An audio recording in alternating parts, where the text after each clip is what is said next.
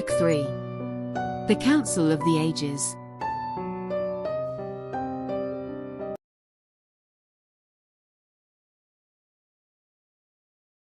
Chapter 10. Part 1.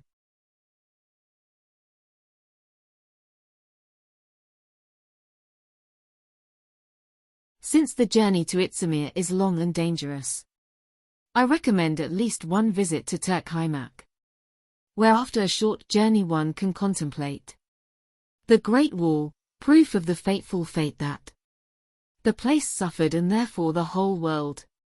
Shahnari's famous places. Author, Nayland Tico.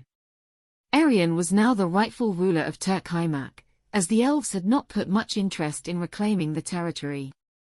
As Elaban's sole priestess, she decided that she would be the one to govern the city for its reconstruction. For this reason, Agnoruk and Kush decided to consult the priestess about the possibility of making a short trip to the Great Southern Wall.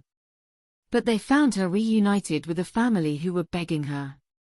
"Please, Arian, we have sold everything to get here.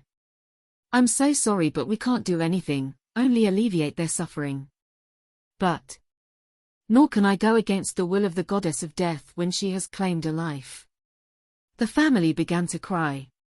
"He will not suffer anymore. I have given orders that the best care be given to him, but the end is inevitable." The priests accompanied the visitors in full sorrow, while Arian wiped away tears as he saw the mage and half-orc enter. "I thought your healing power was limitless." "No, there are Agnoruk rules." "Rules? If Thani has decided to claim a life, I can do nothing, only alleviate her suffering." Agnoruk was silent. He knew very well how his mother spent her time and it was normal that Arian did not want to come into conflict with the goddess. "How do you know that a person is claimed by Thani?" asked the magician, intrigued. Arian leaned back in a chair, thinking whether to tell what he knew or not, but with Agnoruk present it was good to vent. In the library there are many books that deal with this subject. The priests of Elaban were very careful not to interfere with the goddess since the punishment was the priest's own life. Only an expert priest knows how to see it from the beginning, although it is quite evident. It is usually discovered when seeing that prayers and healing practices do not improve the health of the affected person. "How do you know?" The treatises call it the light of Thani. It is a small glow at the bottom of the patient's iris. At first it is very difficult to see it, but if you insist on observation it is usually seen clearly. When the light of Thani is seen, nothing can be done with that person and it is best not to insist on healing. You must dedicate yourself to calming the pain and suffering until the goddess decides that it is time.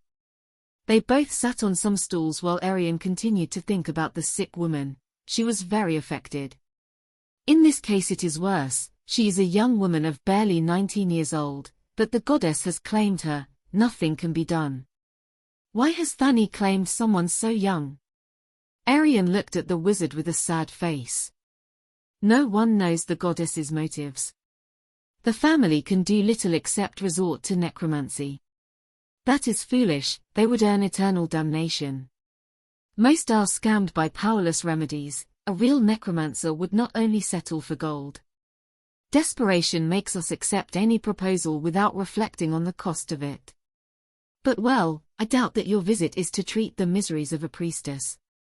Kush and Agnoruk exchanged glances. It was the half-orc who made the request. "You are the ruler of the city and all the territory up to the Great Wall." "That's right, there is no one alive who has rights to this land, perhaps the elves, but they must consider that after what happened here, this is not a pleasant place to live." So as a high priestess she ruled all this territory, something that did not happen in the other eras. It was formerly an elven kingdom ruled by a king to whom the high priest owed obedience. But not anymore. "Well, we want to request your permission to travel to the south wall following the course of the Albrisha River." Arian was used to Kush and Agnoruk's curiosity, but she was really surprised by such an unexpected request. "Why do you want to go south?" "To see the Great Wall."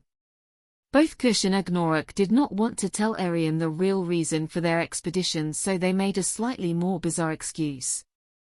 We think that since we have to go to Izmir and the Great Wall of Turkheimak is a small copy of that of Izmir, it would be good to go and examine it in order to prepare for the expedition of the Council of Ages. It hadn't occurred to me.